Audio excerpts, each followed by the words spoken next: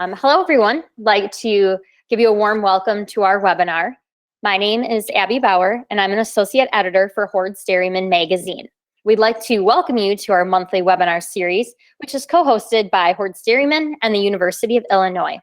Today, our presentation is titled The Implications of High Pregnancy Rates on Reproductive Strategies. And our presenter is Paul Fricke from the University of Wisconsin-Madison. And we're very pleased to have him with us today. Dr. Fricke will dive into some of his newest dairy cattle reproduction research and address some limitations to fertility in today's modern dairy cow. The webinar for this month is sponsored by Neogen, and we thank them for their support of this program. If you're listening to the live webinar, you can print out a copy of the slides and follow along. Just go to the GoToWebinar control panel down in the handout section, and then there's an opportunity there to click on a PDF that will have Dr. Fricke's presentation. This is something that you have access to if you're listening to us live today. Also, if you have any questions for our presenter, please type those into the questions section of the GoToWebinar control panel, and we will have a Q&A section at the end of the presentation. Our webinar team consists of Jim Baltz at the University of Illinois, and our Hoards Dairyman online media manager, Patty Hurchin, and they do the behind-the-scenes work here to make sure everything runs smoothly every month. My co-host is the wonderful Mike Hutchins, Professor Emeritus from the University of Illinois. Mike, I'll let you take the webinar over at this time and give an introduction of our speaker.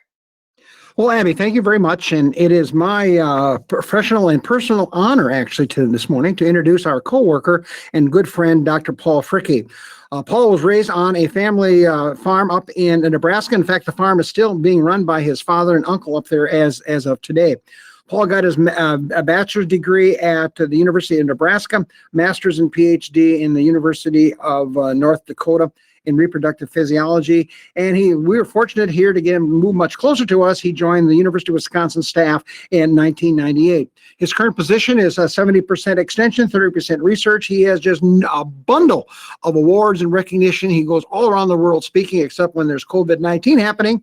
And with that, Paul, we will turn the program over to you to discuss your topic for today. Thank you, Paul. Welcome aboard.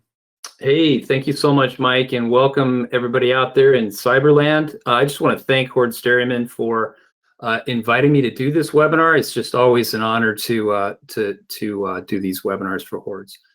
So as Mike said, the title of my topic here today is the implications of high pregnancy rates on reproductive management strategies.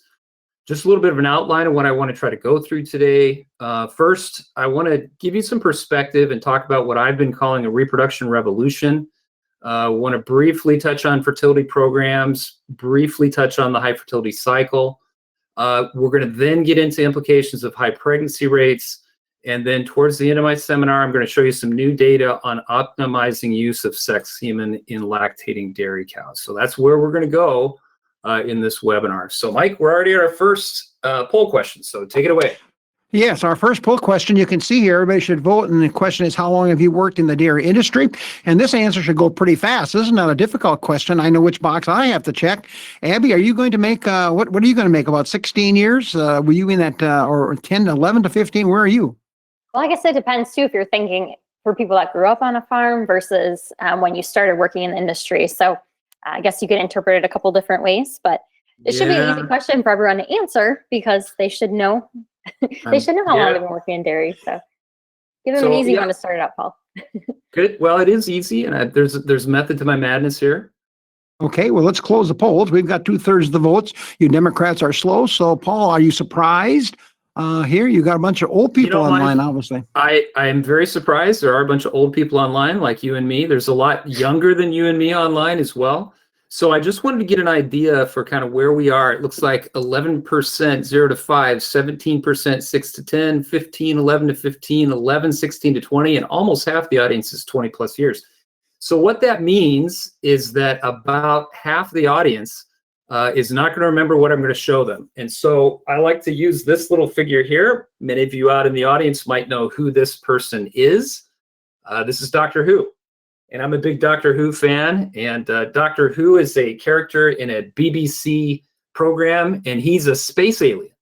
And what he does is he travels through time in this blue box, this police box, And the name of that box is the TARDIS. It's a time and relative dimension in space. And so the reason I asked that poll question is because I want to take you back. This is about 22 years ago to 1998. So about half of the people should be kind of familiar or working in the dairy industry before this time, and about half of you weren't. So I'm going to try to remind you of what reproduction looked like in the past. So this is a graph that I showed in many of my talks for quite a few years. When the 21-day pregnancy rate was first kind of established as the benchmark pregnancy metric in the industry, this group from the University of Minnesota basically went to farms in Minnesota. They collected their data and they generated this normal distribution. And so on the x-axis here, you can see the pregnancy rate. On the y-axis, you've got herd count. And so the mean 21-day pregnancy rate back in 1998 was 14%. And so for those of you that are used to kind of the preg rates that we're dealing with today, this is where we were with repro 22 years ago in 1998. We had very low pregnancy rates. At this point in time, 20% pregnancy rate was the pie in the sky goal. And you can see if you could have a 20% or higher pregnancy rate annualized on your farm, you were indeed in rarefied air. Just very few farms could actually do that. So I pulled down a BREDSUM. This is just an example farm. And so this is the 21-day pregnancy risk. And you can see this farm has a 17% pregnancy rate or pregnancy risk, a little bit above average for that particular point in time. This is from 2004, 2005. Service rate was 54%. I like to see this number higher than 60. So this herd has two problems. They have kind of a low pregnancy rate. I like to see that number a little bit higher. And that's kind of the way things looked back at that time. But the thing I want to kind of draw everyone's attention to is the conception rate. So I ran BREDSUM by number of times bred. Again, this is April 2004 to April 2005. What you can see is the average conception rate, at this particular point in time, was in the mid 30% range. And again, I think those of you that don't remember these days would look at that number and say that's a pretty low number for what we're used to seeing in herds nowadays. Now, what happens when you have a low conception rate is really the only thing you can do to improve reproduction is breed cows a lot of times. And so you can see here in red, it takes 6 cumulative inseminations in order to get 91% of the cows in the herd pregnant. And at this point in time, a lot of people used to ask me the question, how many times should I breed a cow before I give up? Because that was really the strategy that we were dealing with. We have to put semen into cows, give them lots of chances, because each chance, the risk of getting pregnant is relatively low. And I think what you'll see and what I want to show is that this is the number that we've really been able to push, as well as the service rate. So here's Dr. Who again. He's in front of his TARDIS. So we're going to jump back into the TARDIS and we're going to go back to 2019. And so what I did is I pulled some data together on US 21-day pregnancy rates. So this is across the United States. This is DRMS herds, over 7,000 of them, almost 1.8 million Holstein cows. And so here's our distribution now. And you can see how far this distribution is now shifted to the right. Average 21-day pregnancy rate in 2019 in the US was 21.6%. That's a number that we're getting a lot more used to. But one of the things I want to just show you here, if you look at this distribution, now we have herds that are in the high 20s, the low to mid 30s, even the low 40s. And these herds just simply did not exist 20 years ago. And so we've really shifted this curve to the right. We've really been able to improve reproduction.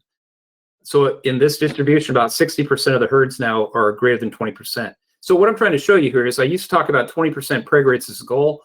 I think we need to move that goal. I think, our new goal has shifted at least 10 percentage points to the right. Now we have herds that are shooting for 30% and higher pregnancy rates. And if your pregnancy rate is not above 20%, there's a problem, because now we have the tools and the technologies, we've got the management levels to get it there. Always have to brag on Wisconsin a little bit, Dr. Hutchins, the state right north of you guys here. So we're above average in Wisconsin. So 464 herds, 183,000 Holstein cows. Average preg rate in Wisconsin, 23.2%. And again, you can just see this distribution. How many herds are above 20%? 3/4 of these herds are now above 20% preg rate. So we have certainly shifted preg rates through the tools and technologies that we have. And so one of the things that we've been able to do, dramatically improve these conception rates. And the benefit of having a high conception rate, and so we have a lot of herds that are running at 50% average conception rate. Now, if you remember that previous graph, it took 6 inseminations at a 34% conception rate, 35% conception rate. Now that we have 50% conception rates, 90% of our cows are pregnant after 3 inseminations. So we can get cows pregnant relatively quickly.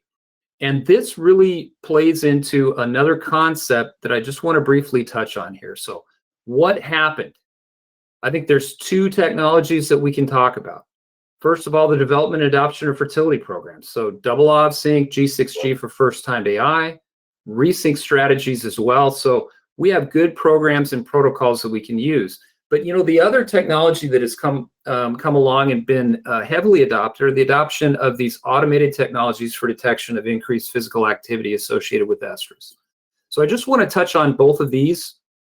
I think many of our farms that have adopted kind of both of these. And the thing I want to get across is that putting these 2 kinds of technologies together is really what we need to do to get really good repro. So with regard to fertility programs, it's just a timeline from 1995 to 2015. The repro world changed dramatically in 1995. Richard Pursley and Milo Wiltbank developed the Ovsynch protocol. That first publication came out in 1995. And then across this next 20-year period of time, you can see there's a lot of research that's happened. And here again, if you look at our 21-day pregnancy rate, it's an interaction between the service rate and the conception rate, which I call pregnancies per artificial insemination. Now, what we've been able to do is turn Ovsynch, which is a synchronization protocol, primarily Ovsynch, the first thing that it did was increase the service rate without really affecting pregnancies per artificial insemination. But today now we have fertility programs where we can do both. We dramatically increase the service rate. We can also dramatically increase the conception rates. And that's one of the big reasons that we have these really high conception rates, these average 50% conception rates compared to where we were 20 years ago. And just to reiterate what I'm talking about with these fertility programs, this is a paper that we published back in 2017, went into a large herd. We randomized cows to receive a fertility program, which is a Double-Ovsynch protocol and timed AI.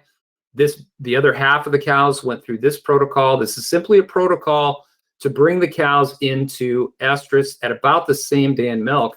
And lo and behold, what you can see, there's a 10 percentage point advantage for the fertility program as compared to breeding these high-producing dairy cows to estrus. Now, this is a randomized controlled trial.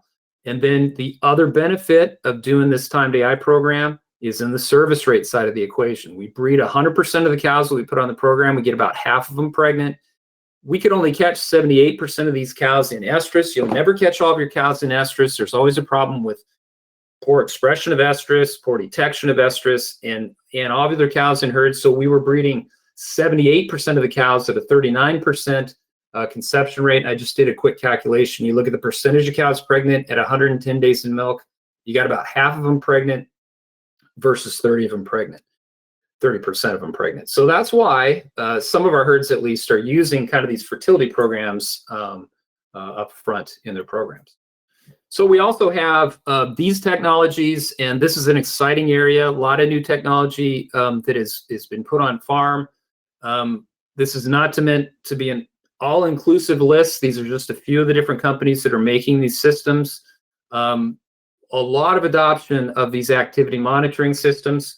They work really well for cows that are cycling.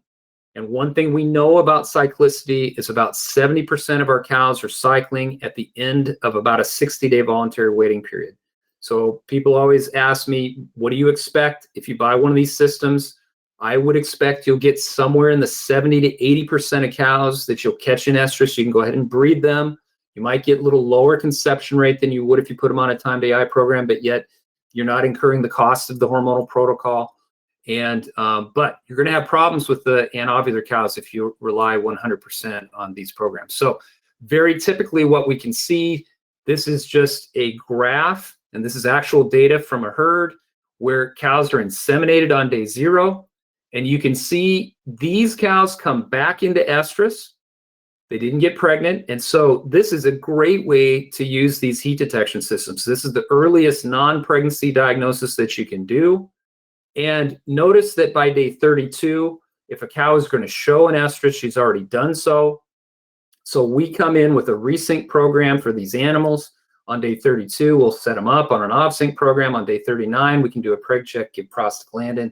And then, of course, this red bar at day 42 are the resynchronized cows. So this is a pretty popular strategy. It's not the only way you can go about this. There's other ways you can do this as well.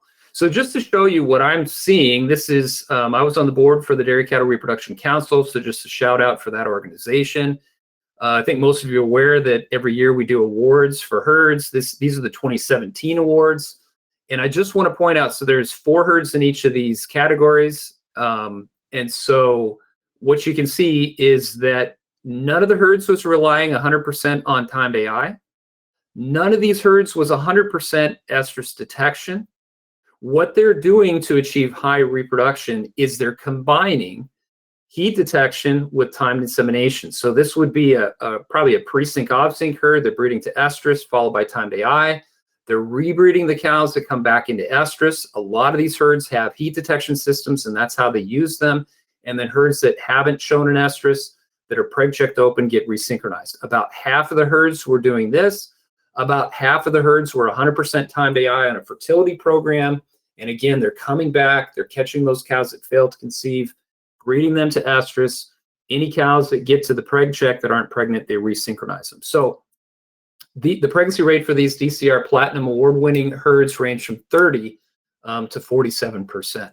So my point here again is that it seems like one of the ways that herds are achieving these really high pregnancy rates is they're taking advantage of the technologies that we have, which include fertility programs, which include the heat detection systems. And so putting those two things together seems to be a very powerful way to get very, very good repro. And then the other concept I want to bring in here, and I'm not going to spend too much time on this, this is a topic that I've been doing a lot of talks on lately. We're calling it the high fertility cycle. This is a paper that was published by Richard Pursley just last year in 2019. And I just want to read the title and we'll talk about it. So he calls this the high fertility cycle. How timely pregnancies in one lactation may lead to less body condition loss, fewer health issues, greater fertility, and reduced early pregnancy losses in the next lactation. And so this is just a way of thinking about reproduction. It's something that we saw when we started to go out to herds.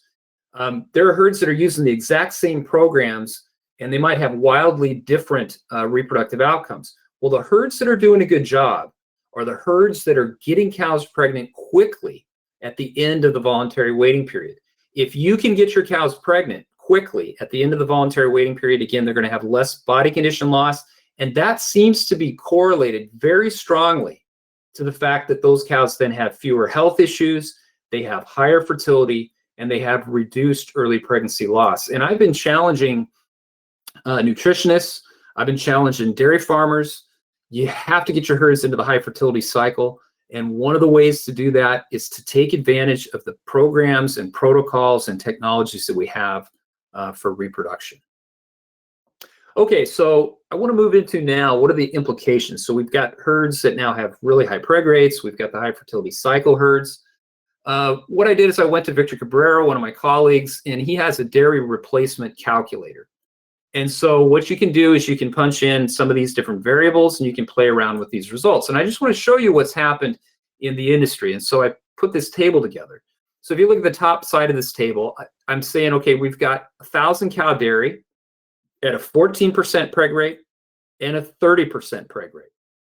You have to set the culling rate, which seems kind of a weird thing to do, but you have to put that in there. For now, I put it at 40, okay? This is a number that I think we're starting to look at. We're starting to want that to be lower than that. I was just using a number that's very common. I would say 40% was pretty common, within the last few years. And then the program calculated the number of pregnancies required.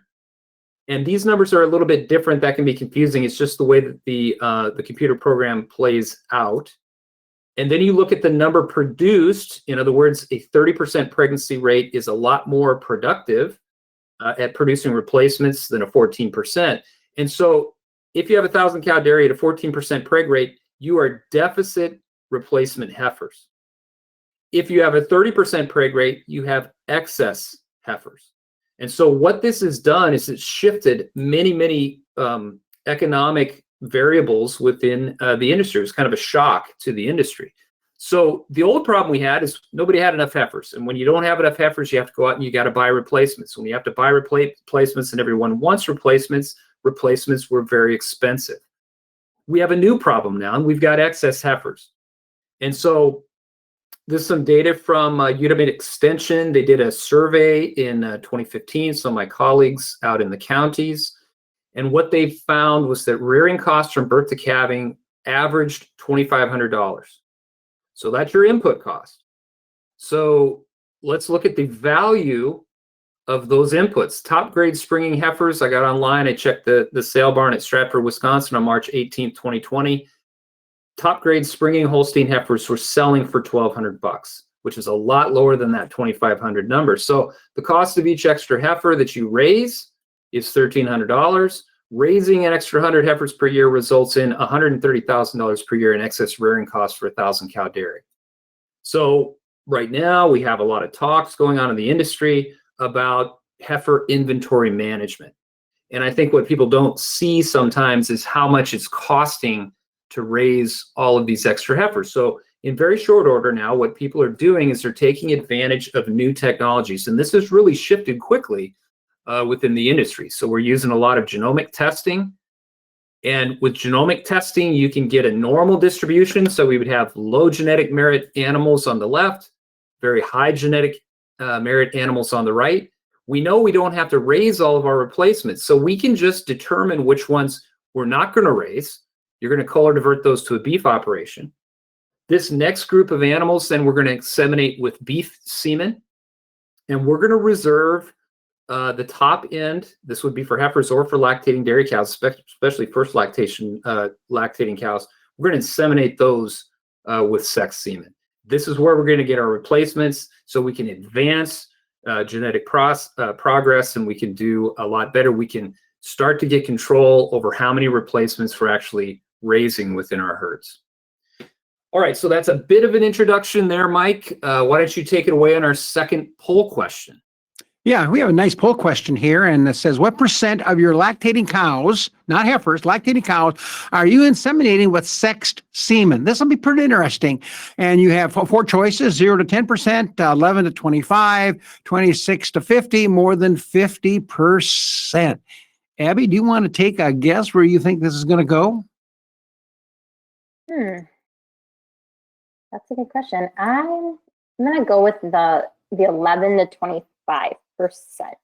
I'm thinking that people probably are using more sex semen on their heifers, but that's my guess. What do you think, Mike?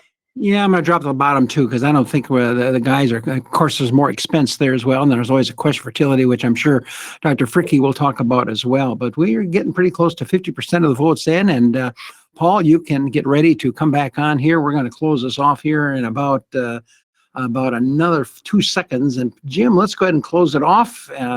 And the answers are interesting. Paul, what's your take on your answers? Yeah, this is very interesting, Mike. I was really interested to see what this looked like. And I'm glad that you clarified, these are lactating cows. So a lot of people have been using sex semen in their heifers for a long time, but what we're seeing is a lot more sex semen use in lactating dairy cows. And so what do we have here? 42% said 0 to 10% of lactating dairy cows, 34%, 11 to 25%, 17%, 26 to 50%, and 7% more than 50%. And I think that's pretty reflective of what we're seeing. Actually, I thought the 11 to 25 would be the most popular one, but really it's the 0 to 10%. Needless to say, there's quite a bit of sex semen now being used in lactating dairy cows. So I've got some data to kind of show you what's been happening across time. Now, my master's student, Megan Lauber, put this together. This is data from AgSource. And so this is inseminations in Holstein females. So this would include the heifers. So it'd be the lactating dairy cows as well as the heifers. 2006 is about the time that sex semen was really introduced commercially. About that time, it was 1%. And you can see from about 2008 to 2016, we had, I don't know, around 10% or less of Holstein females inseminated to sex semen. But look what's happened since 2016, 2017, 2018, 2019. We're at about 20% of Holstein females inseminated with sex semen. At the same time, virtually no beef semen used on dairy, on Holsteins, up to about 2017. And again, 2017 is kind of a pivotal year here. 2018, 11%, 2019, 21, and almost 25%, right at 23% beef semen in 2020. So some of these strategies that I've just showed on the previous slide are starting to be implemented. You can see the red, what we're seeing, and the reason I had the greater than 50% in there, a number of herds that I work with are no longer using any conventional Holstein semen in their Holsteins. It's about 50-50 sexed versus beef semen. So this trend, I think, is going to continue to move. In Jersey females, they've been using sex semen a lot longer. Again, 2006, just a little bit. So between 2007 and 2014, somewhere in that 20% range, but just lately here, now we're about 45% of Jersey females sex semen. The rest here is the conventional, 32% on the beef semen on Jerseys. And so, this trend, I think, is going to continue. And so sex semen is one of those technologies that it's been around for a long time, but it's just taken off here recently.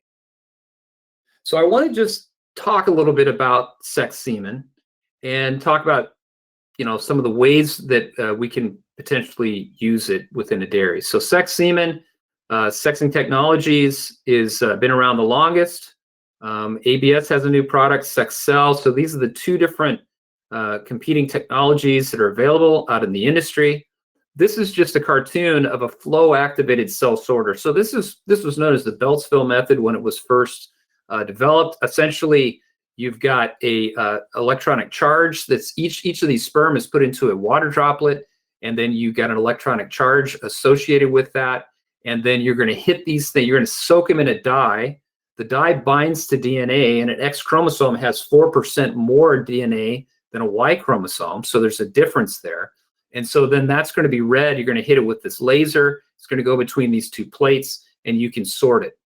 Now, the sex cell technology is different than this. It's more of a microfluidic system. It's more of they're essentially killing the sperm that they don't want. It's kind of a gender-bladed type of a technology. So, sperm are stained with the dye and sorted or killed by a laser. It's about 85 to 90% accurate. And you'll see in the data, it's probably pretty close to 90%. One of the problems is many sperm are damaged or wasted. And there's some new ideas that I want to talk about. And one of those ideas is that after this sorting process, we probably end up with a different subpopulation, or we definitely do end up with a different subpopulation of sperm. And those sperm may have different characteristics as compared to just non-sorted semen. So one of the things I want to kind of reaffirm here, this is an older data set now. This is back in 2008. Large field trial for over 40,000 sex semen AI services. So you can see at the bottom here, first, second, and 3+ services. This is in Holstein Heifers. And when you randomize and control the study, you can see you get about 80 to 85 or 83% of the fertility of conventional semen. So one of the challenges with sex semen is that you're going to get lower fertility. And so when sex semen was first introduced to the market, remember how low fertility was in our lactating dairy cows. You just simply couldn't justify using sex semen in lactating animals because they already had low fertility, and you were going to even decrease fertility more. And so at first, sex-sorted semen was only recommended for use in non-lactating heifers. They have relatively high fertility. You could start breeding them maybe a month earlier, so you can take that hit in fertility. This difference, I think, still persists today, and I'll talk about that and show you a little bit of that a little bit later. Okay, so this then gets to some of these newer concepts that are around. So people started to wonder, with sex semen, do we have to change the timing of insemination relative to estrus? So there's two studies that have been published in the literature. This one here by Ricardo Chebel's lab back in 2016. Ray Niebel did a study recently in 2018. Now, just to clarify, both of these studies based timing of insemination on increases in physical activity associated with estrus. So they had heat detection systems on the cows. The heat detection system is going to say, when is this cow starting to come into heat? When is the onset of activity? And then these are not randomized and controlled trials. What they did is they just looked at when cows were inseminated relative to that onset of standing activity or physical activity. And both of these studies reported that inseminating later relative to the onset of activity yielded increased fertility with sex semen. And so a lot of people started to speculate, well, maybe what's going on with sex semen is the sorting process itself increases the capacitation-like state of the semen, of the sperm. And so you have to inseminate later or closer to the time of ovulation. That's kind of the big idea that's around right now. Now, I want to challenge that just a little bit and show you some work that we published back in 2012. Now, this is work that we did on a commercial dairy in Wisconsin. And what we looked at was what was the interval from the onset of activity, we were using a heat detection system, until when these lactating Holstein cows actually ovulated. What most of the data would suggest is that it's going to be about 24 to 32 hours after the first standing event of estrus when ovulation is going to take place. But what we found was that from the onset of activity, there's a lot of variation in these high-producing Holsteins. And so one of the things I've always wondered and thought about is that one of the things that may limit fertility somewhat in our high-producing Holsteins is that we don't get the timing of insemination exactly correct across a large group of animals because there's all of this variation that exists. And this is the kind of variation that you're dealing with in those two previous studies when you breed these cows using sex semen. And it may just be that sex semen, you have to be closer to normal. You have to be closer to the right time because that sperm is damaged, okay? So the big idea, or this new idea, and I think many people have heard this, is that inseminating later relative to the onset of activity or estrus will lead to increased fertility with sex semen. So a lot of people have talked about this. Now, this may in fact be the case when inseminating cows based on estrus or increased activity. The data I didn't show you is as milk production near the time of estrus increases, the interval from the onset of estrus to ovulation also increases. So it may look like breeding later is actually better with sex semen when you're doing this on an estrus, particularly in these high-producing dairy cows that are starting to ovulate later. Now, one of the ideas we had, this idea has not been tested in a synchronized breeding protocol. And one of the things we can do with these synchronized breeding protocols, we can essentially time ovulation very precisely relative to ovulation because we control when those cows are going to ovulate much better. So we felt that maybe using a synchronized breeding program would be a better way to actually test kind of this hypothesis. All right, so that brings me to the study that we did. So this is brand new data. My graduate student, Megan Lauber, is the first author on this paper.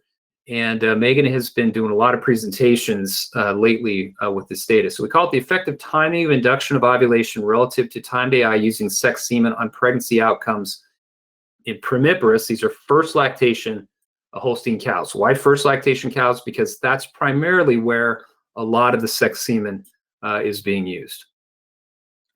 So here's our hypothesis. What we said, now we did this study a little differently. Induction of ovulation using the last generation of the protocol.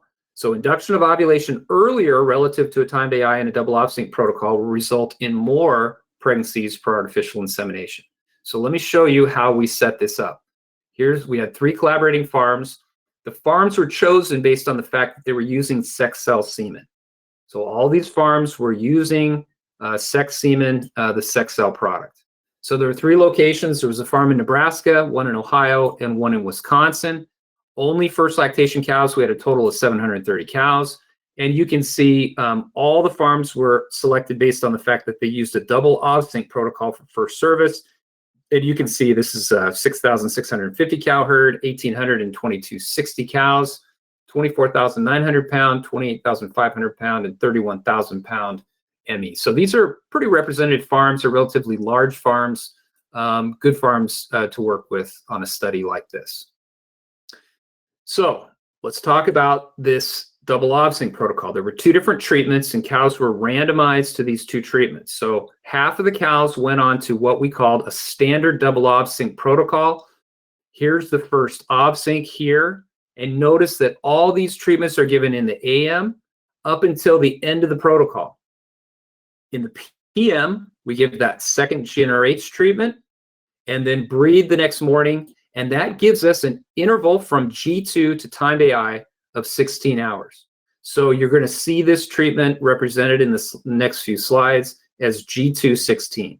So this is our standard double-Ovsynch protocol with the standard timings as we recommended. Now remember, what we wanted to do is we wanted to breed cows later or closer to the time of ovulation. So rather than moving the time to AI, it's difficult to move a time to AI in a commercial dairy because the breeders essentially would come to the farms in the morning. So that was kind of locked into place. So what we did is we moved the last GnRH treatment. And I'll show you what that looks like in this. So we called this our modified double-Ovsynch protocol. Everything is exactly the same through the last prostaglandin treatment. And what we did was we moved this last GnRH to the morning. So now we're giving that GnRH in the morning, and 24 hours later, they're getting a timed artificial insemination. So we call this a G224. Now that's going to have some consequences on some of the physiology. I'll talk about that a little bit in the end, but this is the way we did it. And I think it's probably the easiest way to get this kind of a thing done on a commercial dairy farm. So just want to show you a little bit of the timing of events. So if you line up our 2 treatments, so that 0 hours is G2. What we know is that they're going to ovulate at 24 to 32 hours later. Okay, we know that from the early data on Ovsynch. Interval from G2 to ovulation is 24 to 32 hours. What we did was we changed the time of AI. So we had a G2 to time to AI of 16 hours or 24 hours. So we're basically breeding these cows 8 to 16 hours before ovulation in the control group, in the G216 group, and we're basically 0 to 4 hours before ovulation in the G224 group. So what we're really changing here is the time for transport and capacitation. So sperm, if you collect it from a bull, cannot fertilize an oocyte. It has to undergo a biochemical change in the female reproductive tract. We call that capacitation, and that takes some time. It also takes some time to do the transport to the site of fertilization in the ampullary isthmic junction. So these animals, if the sperm was, say, capacitated already, you're getting it into the cows a lot closer to the time of ovulation in this group. And that's really testing that idea that a lot of people have talked about. All right, so this is the key data set. If you want to, if everybody's out there in cyberspace now, if your minds are wandering, now's the time to look at these data. This is the effective treatment on pregnancy outcomes. You can see the number of cows that we had. This is the preg check at first preg check at 34 plus or minus 3 days. The recheck was 80 plus or minus 17 days, just because that varied on the different farms. So you can see the number of cows we have per treatment, 50% conception rate, and this is all sex semen. Okay, so 50% conception rate when we inseminated at the 16-hour time. If we delayed or moved G2 earlier and had a 24-hour interval, we lost 6 percentage points in conception rate at the first preg check. We lost 7 percentage points in conception rate at the recheck. So we'll get to back to our hypothesis, but we did not see an increase in fertility by breeding closer to the time of ovulation when we controlled the time of insemination using a fertility program. Just want to kind of put this in a little bit of perspective then, this was one of the early studies with Ovsynch, one of the earliest studies back in 1998. They wanted to see how timing of insemination relative to the last GnRH treatment affected fertility. And you can see they inseminated cows at the same time as that GnRH at 8, 16, 24, or 32 hours. Of course, these are the two treatments that we compared in our study. The reason that we have said 16 hours is optimal was basically from this study. There's others that have been done since that particular point in time. But you can see the difference in fertility of 4 percentage points decrease here when we did that. So this is very reflective of what we saw in our study. So that timing, I don't think the sperm is different. I think we need to be closer to that 16-hour time period when we're dealing with sex semen. And just want to show you quickly this study. This is a study that's in press, just hit the wires at Journal of Dairy Science. Ricardo Chebel and his graduate student did this. This is in Holstein Heifers. They used a 5-day cedar sync protocol. This would be the recommended time-to-eye program in Heifers. And what they did was they had conventional semen breedings at this timing. They had sex semen at this time, and then they had a delayed timing with sex semen. I believe it was 12 hours delayed. Again, it's really testing that hypothesis of should we be breeding closer to the time of ovulation or delaying insemination or breeding later, essentially, in these animals. And the results are very interesting. Good number of heifers in each of these treatments. We'll just look at the fertility at the recheck at day 62. Conventional semen in this protocol, 63%, very typical conception rates on that program, or even to an estrus in Holstein Heifers. You can see, just compare the decrease in fertility of the sex semen compared to the conventional semen, and you can see there was no difference whether they inseminated at the correct time, which they called the early group, or delayed breeding. So again, it's just another study that shows that that hypothesis that breeding later is better doesn't seem to be holding up, at least in our study in lactating dairy cows, and in this nice new study here in Holstein Heifers. Pregnancy period of sex semen, 69% of conventional semen, and typically we'll see that number closer to 80 to 85%. So that's what it was in this study. Percentage of females, 43%. Many of you may not know this. Gender ratio is not 50-50 in most mammals. It's a little bit less on the female side, usually around 47, but they're getting close to the 90% here with the late. So just real quickly, what we looked at in our study, we changed the time for sperm transport and capacitation. And that's kind of what we were trying to do in our study, and that's one thing we did do. But we also changed some other things. By moving G2 earlier, there was less time for luteolysis. The G224 cows had 8 fewer hours than G216 cows. That could alter a bunch of things, including estradiol progesterone concentrations, which we know can affect fertility in these programs. We also affected follicle size. Now, we didn't measure follicle size, but we know that follicles grow at about 2 millimeters per day. These G224 cows, since we're given GnRH earlier, they likely ovulated smaller follicles because they had 8 fewer hours to develop, probably less than 1 millimeter, but still you're going to ovulate a smaller follicle, resulting in a smaller CL with a little bit less progesterone as well. So we manipulated more than just that timing in the design we did in our study. So then just to finish up, the effective treatment on pregnancy loss, no difference, no statistical difference in pregnancy loss. So it didn't matter when we inseminated these animals, there was no statistical difference in pregnancy loss, and these pregnancy loss numbers are relatively low, but what we've seen before.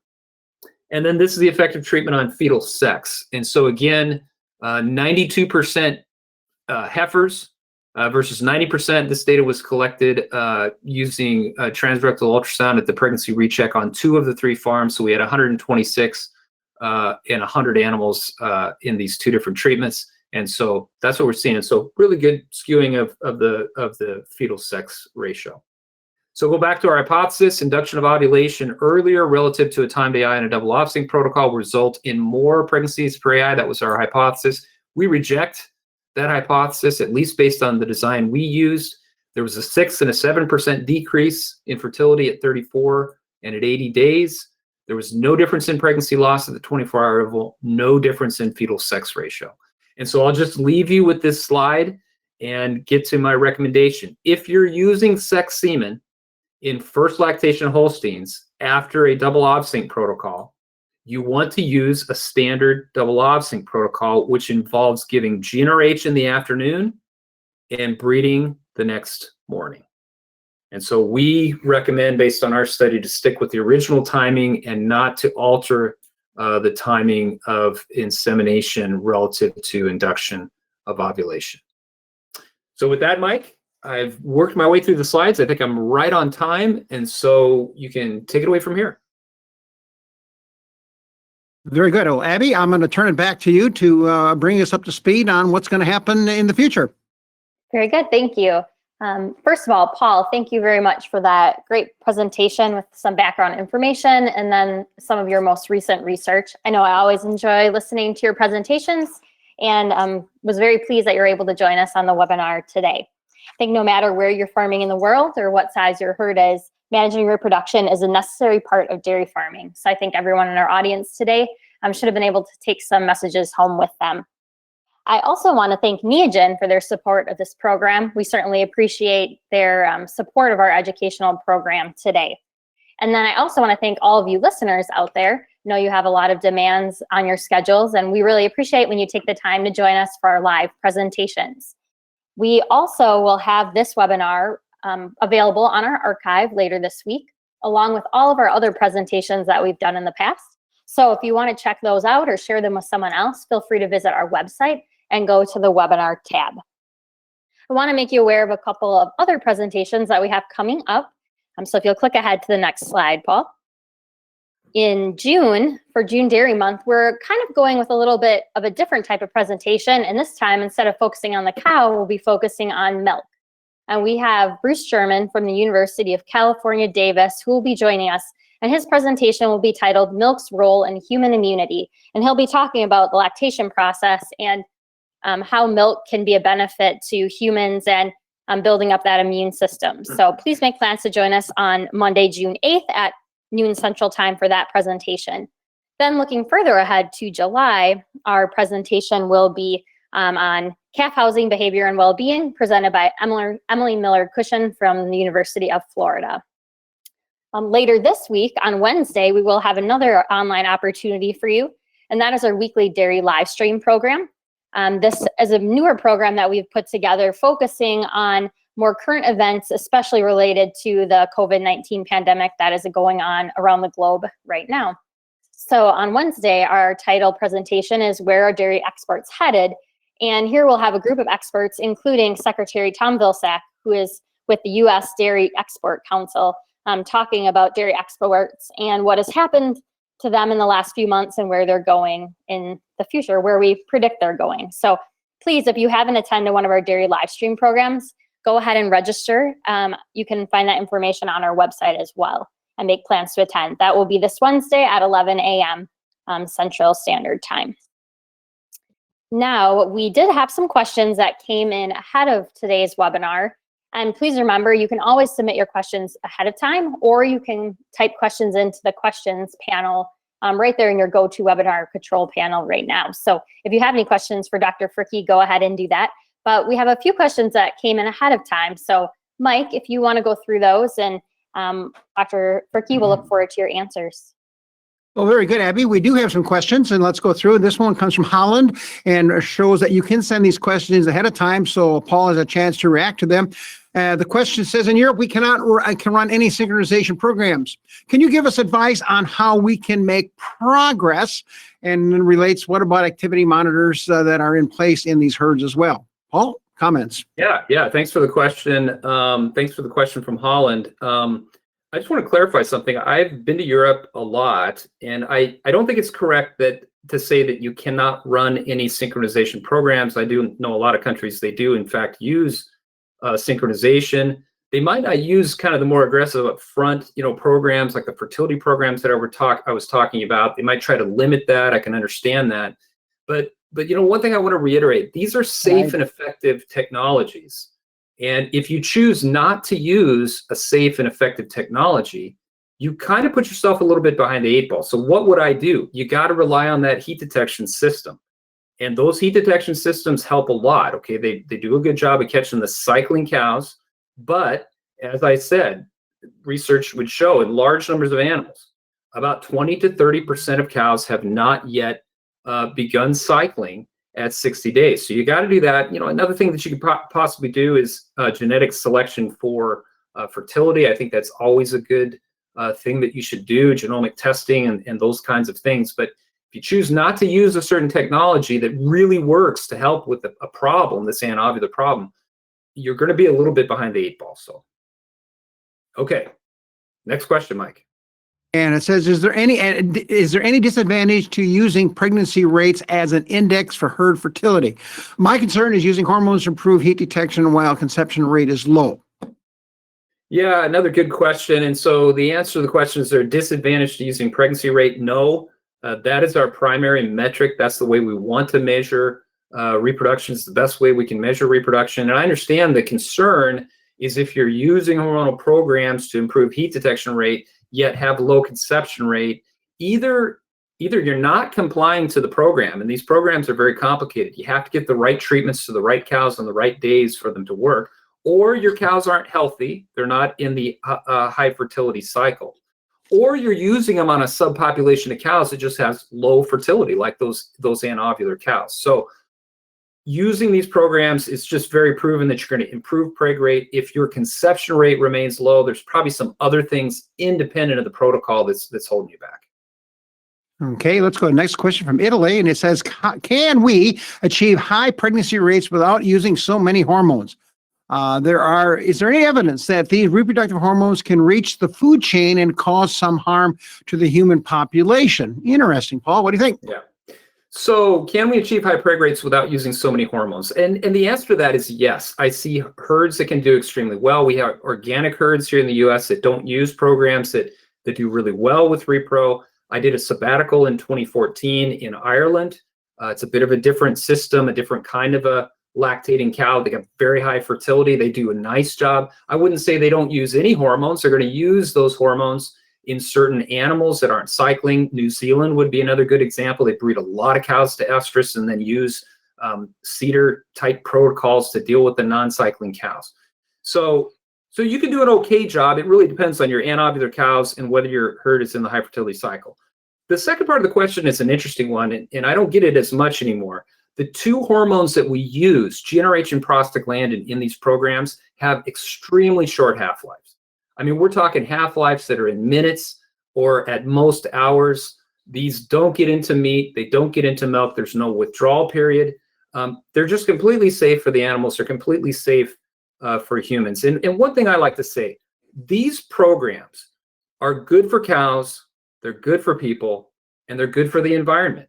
And I don't think people think about them that way. They're good for cows because getting cows pregnant keeps them in the herd and keeps them in the high fertility cycle. Good for people because we can produce safe and abundant food that people can afford, and good for the environment. And I think people don't think about this. The more milk and the more efficient we can be, we produce more milk with less cows, which is good for the environment. If you want to reduce your global greenhouse gas emissions, more milk from fewer cows is the way we're going to do it. And these kinds of technologies are the ways that are going to help us do that. Okay, we'll go to the last question. But just as a side comment, Paul, remember BST would fit all those three same criteria. And I was going to bring that up. Mike. I think if you're concerned about global greenhouse gas emissions from the dairy industry, the number one technology would be BST. It absolutely would. And talk about a safe and effective technology. It doesn't get into meat, doesn't get into milk. I mean, it is the technology for doing that. Repro would be a close second with these repro programs. So thanks for bringing that up. I'll let you off the hook on this one, but the question is, do you think a company that now says we only sell milk that cows that have not been injected with hormones, with reproductive hormones, you don't need to react to it if you don't want to, but it's interesting because we're seeing that with Monensin in some cases and VST. Well, anyway, again, I think, I mean, I think my only reaction to that, Mike, is I'm a scientist, and so I'm pro use of safe and effective technologies to make, because they're good for the cows, they're good for people, and they're good for the environment. There's a moral issue here too. By not being efficient and producing food that people can afford, you hurt the poorest of the poor too. I mean, they're the people that suffer the most, because limiting the kind of safe and effective technologies we can use, limits the amount of food we can produce. It makes it more costly, and there's a whole bunch of things, rabbit trails we could chase on this particular discussion. Okay, well, let's finish up our last question ahead. It comes from Holland again. How do you measure if a heifer's reproductive system is fully developed? In other words, can you inseminate a heifer too early when it shows signs of estrus? Yeah, it's an interesting question. We typically in the U.S. don't have a problem with heifers not being pubertal when it comes time to breed them, simply because we can grow our heifers pretty well. In the beef industry, that's not the case all the time, because you have late calvers and younger animals. They have a reproductive tract score. So you can reach in, you can ultrasound, or you can palpate, and based on that, you can tell whether they're cycling or not. So yeah, there's ways to do that. Is it possible to inseminate a heifer too early when it shows signs of estrus? You bet. And in fact, I think one of the things that happened in our industry is we started pushing that age at first calving, age at first breeding down. I think we got a little bit too low. So here's the goal. You want to breed your heifers when they're 55% of mature weight. So it's more about body size and body weight than it is about age. And so to get to those targets, you have to have really good baby calf programs. You got to have really good feeding programs for the heifers to get there. But 55% of mature weight, which means, Mike, you need to know what the weight of your mature cows is. How do you know the weight of your mature cows? Well, you got to weigh some of your mature cows. So you need to get those numbers, you need to track these things, and you need to keep your heifer repro program on track. Okay, Paul, we're in the speed round now. You've got 30 seconds before we cut you off and go to the next question, because you got a whole group of questions here. First one, I'm going to combine the first two. It has to do with extending lactations by delaying the voluntary waiting period. And the questions refer, can we do that? Especially in high producing herds with high pregnancy rates? They say over 20%, you might want to change that to maybe 30%. What do you think about this extended lactations? Well, for sure, if you think about 20 years ago, if I would have gone back and put you back in the TARDIS with Doctor Who, typically voluntary waiting periods were in the 45 to 50 or 60-day period. That's because we had low conception rates and low service rates.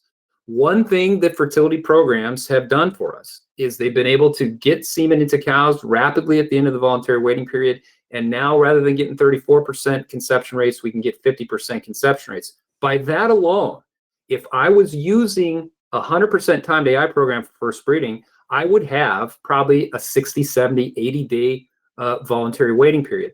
And the last thing I'll say about this, it's a bit of a problematic question, because the type of voluntary waiting period you have has to be matched to the repro program you're running.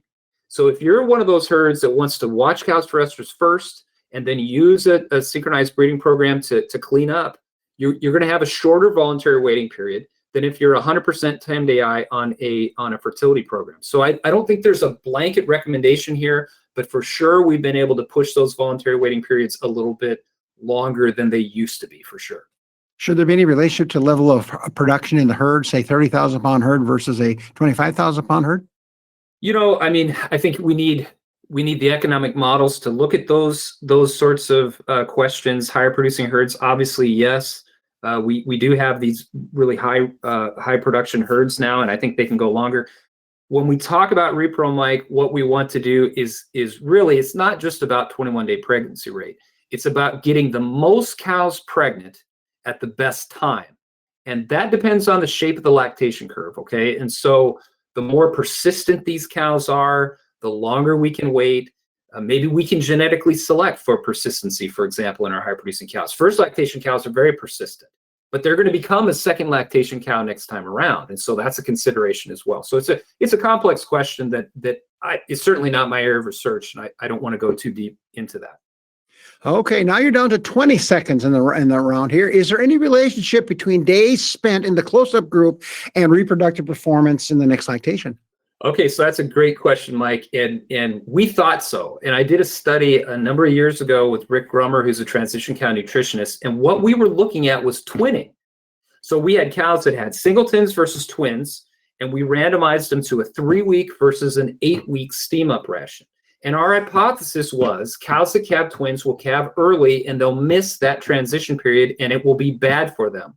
And it ends up that the shorter transition period actually was better for milk production.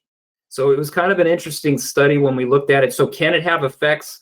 You know, when you push a nutritionist really hard on how critical where's the data? Show me the data that these transition rations are absolutely necessary. There's not I don't know, Mike, what do you think? Is there a tremendous amount of data that supports that? It's something we've always done for sure.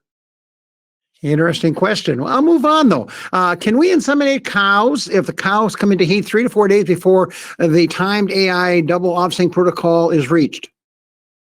Yeah, cows that come into heat during the protocol, one thing you have to make sure is that they are in fact in heat. Okay, very few of them will do that, but some might. Okay, so I always ask what percentage you're talking about. If it's 4-5% of the cows, yeah, you want to go ahead and breed those. If it's 25% of the cows, something else is wrong. Okay, they'll also come into heat early in a double-Ovsynch protocol. I don't think that's what this question is about. You can see a lot of cows in heat after the first GP, but I think they're talking about later during the program, 3 to 4 days before timed AI.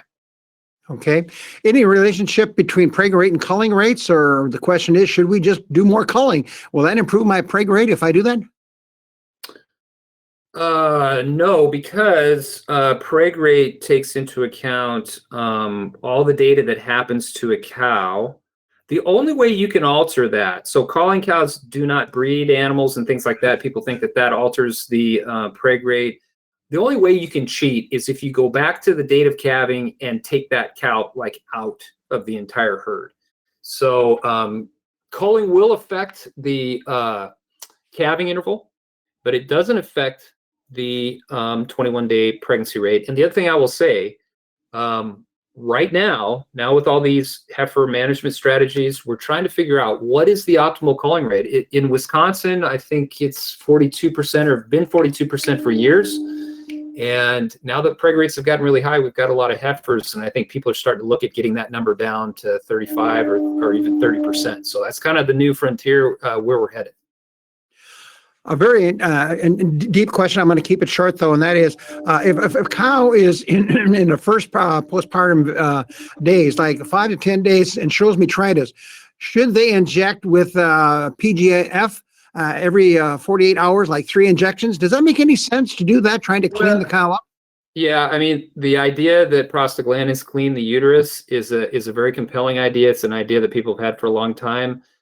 Really good data from Dr. Stephen LeBlanc, who I believe has done a lot of these Hoards webinars, and maybe even on that topic, you maybe go back and look at his data.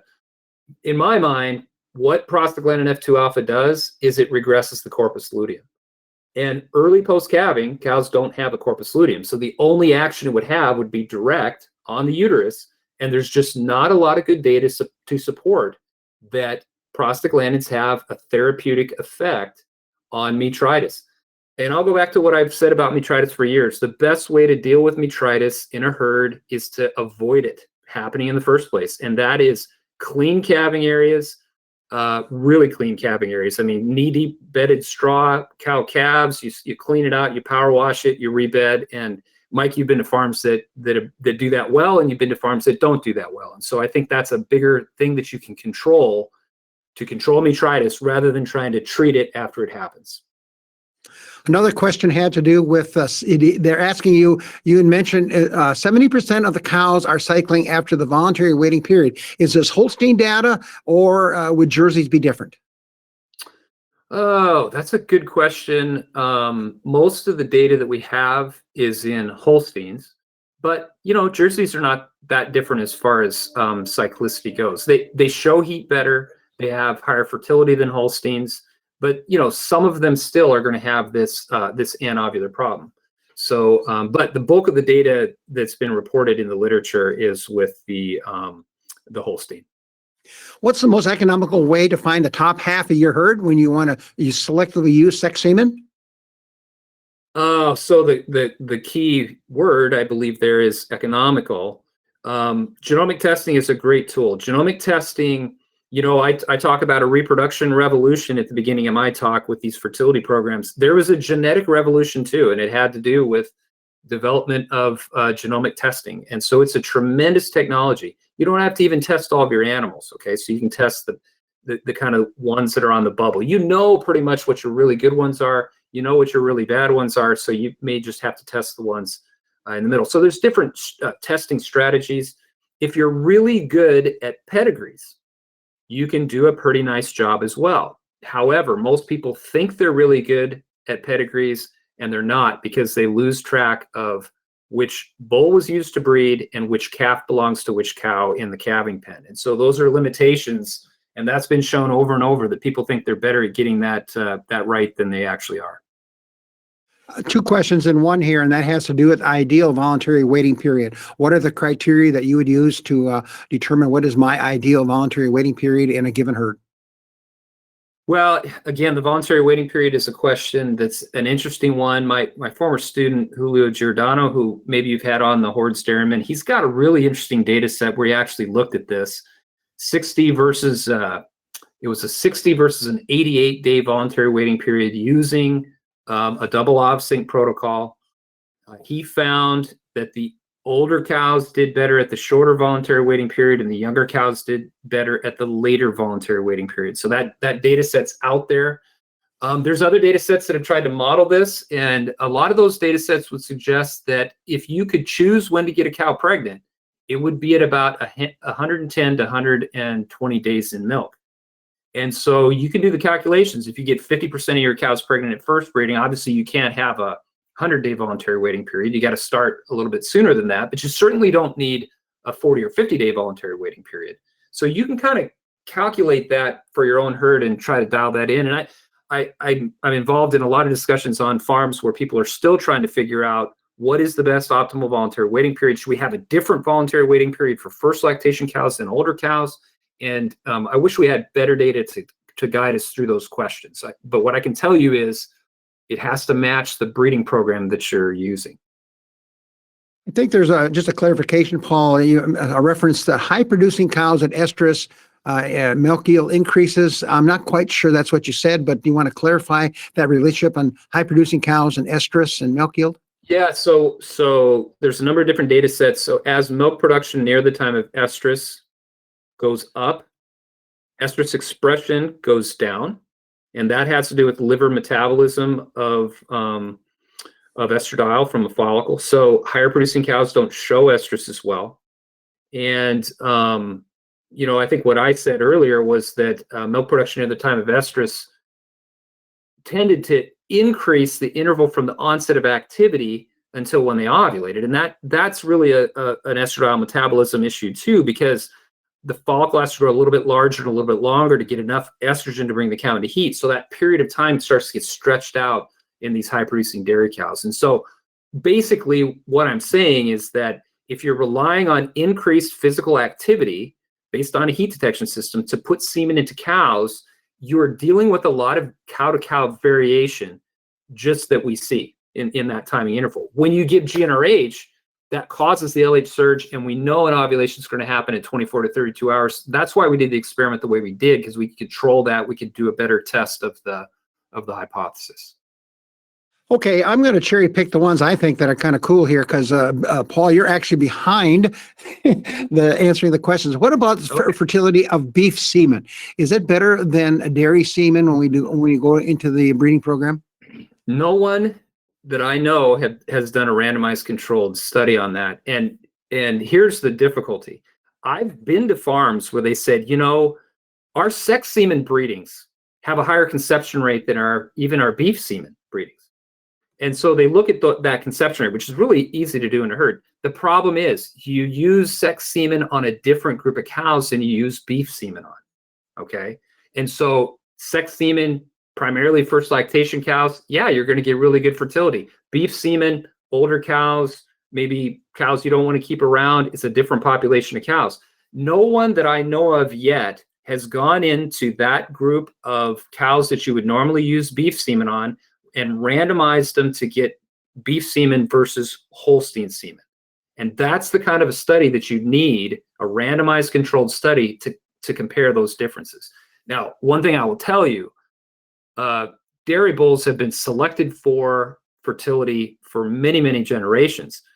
Beef sires have not necessarily. Okay, so there might be some differences between the sires and things like that. There's interesting things we can speculate about, but really we need some data to point us in the right direction. But those are very difficult studies to do, Mike, because nobody wants me to go into their herd and split the cows they want to breed with beef semen into half beef and half Holstein. You know, it's a difficult trial to do. I agree. A great answer. An interesting question, a little bit longer. This farm uses two parameters for breeding cows: visual heat detection and timed AI. What is the maximum and minimum heat detection rate we could achieve? Yeah, it's a good question. Okay, so that question really has to do with the mechanics or the calculations underlying the service rate, like in a Dairy Comp 305 or a Double-Ovsynch type of a calculation, in which you're looking at a risk across the 21-day period. And there's rules and how these things are calculated. So you can never get those numbers to 100%, okay? So the highest number on the service rate that I typically see is probably in the low to mid 70% range. You just don't see it much higher than that, and that has to do with the way the calculations are made. If you're 100% timed AI, it's interesting. It'll be lower than that.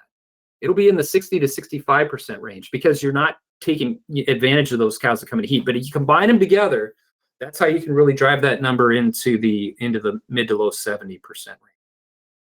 Here's going to be your last question, and my apologies to those of you that sent more in, but a lot of them we've answered already. Are there any protocol differences between first lactation or primiparous and multiparous cows in research protocols? That's a really good question. I would say that there's not a different kind of a protocol to use, but the responses of those lactation groups are quite different. And the primary difference is the first lactation animals tend to regress their CL better on day 7 than a high-producing older cow. And so the addition of the second prostaglandin treatment in the protocols, I think you guys know what I'm talking about, that second prostaglandin treatment has a much bigger effect in the multiparous cows compared to the primiparous cows.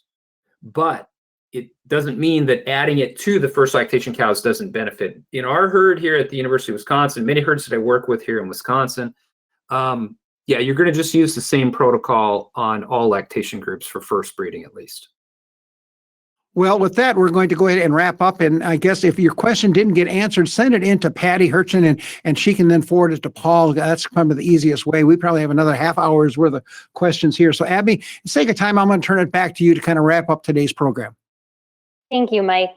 Yes, Paul, you did a great job. I think we probably a record amount of questions that came in today. People are very interested in the topic. So thanks for answering as many as you could. And we really appreciate you taking the time to think on your feet and then for joining us to give this entire presentation today. Once again, I want to point out just a few of our upcoming opportunities that you can tune into. On June 8th, which would also be a Monday at noon Central Time, we'll have Milk's Role in Human Immunity presented by Bruce German from the University of California, Davis. Then on July 13th, we will have a presentation on calf housing, behavior, and well-being. In the more near future, if we go to the next slide, our dairy live stream program this week will be a discussion about dairy exports with the CEO of the U.S. Dairy Export Council, Secretary Tom Vilsack. This is also a presentation where questions are welcome, and there's a lot of interaction with the audience in that way. So if you're interested in that topic, please sign up and make plans to attend. One final thank you to Paul for his presentation, also to Neogen for sponsoring this educational opportunity. And then, as always, I want to thank all of you in the audience for participating today. We know you have a lot to balance on your plates and a lot of things in your schedules, so we appreciate when you take the time to spend an hour with us. We hope that you gain some valuable information and that you'll make plans to join us for a future webinar. Until next time, please take care and stay healthy. And I'd like to say goodbye from all of us here at Hoards Dairyman and the University of Illinois.